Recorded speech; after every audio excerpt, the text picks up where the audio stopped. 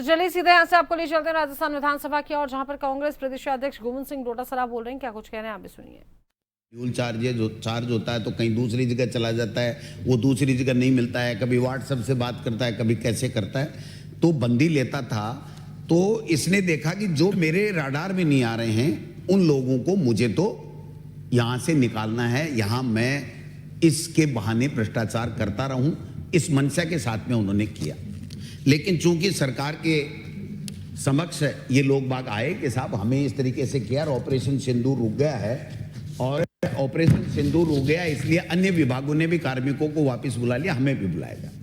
माननीय मंत्री महोदय का मैं धन्यवाद देना चाहूंगा। जब इनसे अप्रोच किया गया तो माननीय मंत्री महोदय ने निर्देशित किया अपने निदेशक डॉक्टर आनंद सेजरा, और आनंद सेजरा ने, सर आप अचंभा करोगे, 4 जून 2025 को ये लिखा कि वर्तमान परिस्थितियों में सीमावर्ती जिलों में राष्ट्रीय आपदा जैसी स्थिति लगभग समाप्त हो चुकी है, और वर्षा काल में पशुधन जनित बीमारियों का प्रकोप रहता है। गोवंशीय पशुधन में लंपी रोग रोकथाम और टीकाकरण कार्य प्रारंभ किया जा चुका है। कार्मिकों के अभाव में जिले में यहाँ से कार्मिकों को हटाकर सीमावर्ती में पदस्थापित कर दिया गया, इसलिए टीकाकरण, उपचार, कृत्रिम गर्भाधान, पशु चिकित्सा शिविर इत्यादि का कार्य प्रभावित हो रहा है। आगे लिखते हैं कि सीमावर्ती जिलों जोधपुर संभाग हेतु जहां इनको लगाया गया था, 132 लोगों को लगाया था, विभाग को प्राप्त स्वीकृति की अनुपालना में आवश्यक अस्थायी आधार पर 500 पशुधन निरीक्षक एवं 125 पशु चिकित्सकों के आवेदन प्राप्त हो गए। यानी उन बॉर्डर एरिया में लगाने के लिए अस्थायी रूप से सरकार ने, मंत्री महोदय ने और मुख्यमंत्री जी ने स्वीकृत कर दिए कि ये इतने, उनके आवेदन भी ले लिए। और इन्होंने लिखा कि चूंकि प्रशासनिक सुधार और समन्वय विभाग की आदेश 8/5 है, इसलिए केवल सीमावर्ती जिलों के स्थानांतरित किए जाने बाबत अनुभव किया था, अन्य जिलों के स्थानांतरण वर्तमान में रोक है। अतः प्रकरण में प्रशासनिक सुधार और समन्वय विभाग की अनुमति आवश्यक है। इसलिए पत्रावली माननीय मंत्री महोदय के अनुमोदन के उपरांत आपको प्रमुख शासन सचिव के लिए कहा है कि आपको ये भिजवाई जा रही है कि आप ARD के माध्यम से भिजवा करके इनके ट्रांसफर वापस निरस्त कर दें। सचिव क्या लिखते हैं माननीय अध्यक्ष महोदय? Not justified. मंत्री के निर्देश पर अनुमोदन से डायरेक्टर लिखता है और सचिव लिखता है नॉट जस्टिफाइड, प्लीज डिस्कस। यहां भी नहीं रुके सर। उसके बाद में मंत्री महोदय 25/6 को खुद लिखते हैं, मंत्री महोदय की नोटशीट है मेरे पास में, प्रदेश के वर्तमान दीनदयाल उपाध्याय शिविरों का आयोजन किया जा रहा है, अतः जनप्रतिनिधियों के लगातार विभागीय कार्मिकों की मांग को ध्यान में रखते हुए विभाग स्तर से राष्ट्रीय आपदा के दृष्टिगत सीमावर्ती जिलों में स्थानांतरित किए गए अधिकारियों के स्थानांतरण आदेशों को विलोपित करते हुए उनको स्थानांतरण से पूर्व वाले स्थान पर पदस्थापित करावें। प्रमुख शासन सचिव या सचिव उनको चिट्ठी माननीय मंत्री महोदय लिख रहे हैं। आज तक धूल झांक रही है। चलो साहब, CMO के अंदर जाते हैं। CMO के OSTM मुख्यमंत्री जी के राजकुमार सिंह जी, वो 23/6/2025 को भारत पाक युद्ध परिस्थितियों के तहत सीमावर्ती जिलों में किए गए स्थानांतरण वापस मूल स्थान पर किए जाने बाबत वहां से चिट्ठी विभाग को भिजवाते हैं। ये सारी की सारी चिट्ठियां गोल हो गई सर। अल्टीमेटली ये कार्मिक कोर्ट में जाते हैं और कोर्ट में आदेश लेकर के आते हैं। एक नहीं सर, 100 के लगभग, यानी मेरे पास में जो आंकड़ा है उसमें 89 अधिकारियों ने कोर्ट से आदेश ले रखा है। 89 में 6 डॉक्टरों ने कंटेम्प्ट लगाया तो सरकार ने, अधिकारियों ने वापस उसको लगा दिया कि कंटेम्प्ट लगा दिया, और सेक्रेटरी को तलब कर लिया, तब जाकर के उन्होंने किया। लेकिन बाकी के सबके आदेश हो चुके।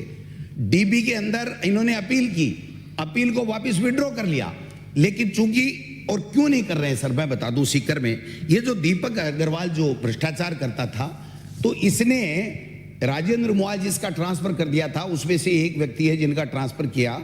इनको ये कहता है कि स्थानांतरण वापस करवाने तथा पूर्व की बकाया मासिक बंदी रिश्वत के रूप में प्राप्त करने के लिए 25,000 रुपए की मांग की, और उसको रंगे हाथों पकड़ लिया गया।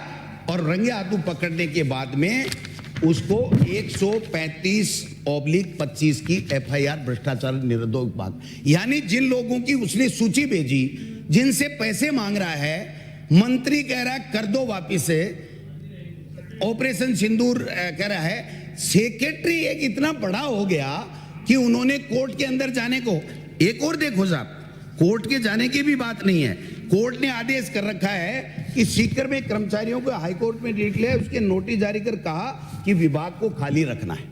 और सरकार के आदेश देखो सर, एक मिनट, सरकार ने 18/11/2025 को विधि एवं विधिक कार्य संसदीय कार्य मंत्री जी का विभाग है, उन्होंने आदेश जारी किए कि अगर कोई न्यायालय का निर्णय आ गया तो आप उसमें झगड़ा मत करो और आप तुरंत न्यायालय में ज्यादा से कम से कम लिटिगेशन हो, इसलिए इनका ट्रांसफर कर दो। लेकिन इन्होंने नहीं माना तो 27/5/2025 को फिर एक परिपत्र निकाला बाकायदा कि कोर्ट में ज्यादा से ज्यादा नहीं। आज भी 100 लोग कोर्ट का आदेश लिए बैठे हैं, केवल रिव्यू के नाम से रिव्यू लगा करके उसको डिफेक्ट में डाल करके कि मुझे तो नहीं करना है, चाहे मंत्री कुछ भी कहे।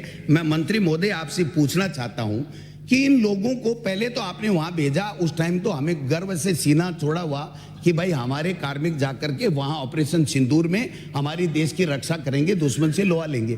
अन्य सारे विभागों के अधिकारियों ने कर दिए, सबने कर दिए, और हमारा मंत्री लिख के दे रहा है, हमारा सीएमओ लिख के दे रहा है। एक अधिकारी इतना बड़ा हो गया, उसने ईगो पे ले लिया, और वो इसलिए ले लिया कि दीपर अग्रवाल को उन्होंने सम्मानित किया पहले, जो भ्रष्टाचार में पकड़ा गया, और उसको सस्पेंड करके लगाया कहां, अपने यहां जयपुर में डायरेक्टरेट में। सुनो सर, डायरेक्टरेट में लगाया कि इसको फायदा होता रहे। 3 आदमियों की एक कमेटी बनाई गई, ये 6/10/2025 को इसकी जांच के लिए, आज तक वो कमेटी नहीं गई। यहां व्यक्ति बैठा बैठा इस जांच को भी प्रभावित कर रहा है, इन लोगों के आदेशों के ऊपर कुंडली मार के बैठा है। ये हमारे सबके लिए, सरकार के लिए कम से कम ये सोचनीय विषय है कि एक मंत्री से, एक सरकार से, एक सीएमओ से एक अधिकारी इतना बड़ा हो गया कि उनसे किसी एडिशनल डायरेक्टर से चंदा चोरी, भ्रष्टाचार भी करवा रहा है, और उसका बचाव कर रहा है, उसका बचाव कर रहा है, और उनको आने नहीं दे रहा है। तो कम से कम मंत्री महोदय, मैं तो आपसे इतना ही पूछना चाहता हूं कि कितने कर्मचारी आज भी हाईकोर्ट के आदेश से आपके पास में हैं, कितने कंटेम्प्ट फाइल हाईकोर्ट के अंदर आपकी हैं, और इन कर्मचारियों का द्वेष नहीं रखते हुए, उन अधिकारियों की नहीं मानते हुए, आप जो सरकार की मंशा है कि किसी को परेशान नहीं किया जाए, तो इन कोर्ट के आदेश की पालना कब तक कर दोगे, ये आप बता दें। कितने कर्मचारी हैं वो बता दो। माननीय बिराजो, माननीय मंत्री जी।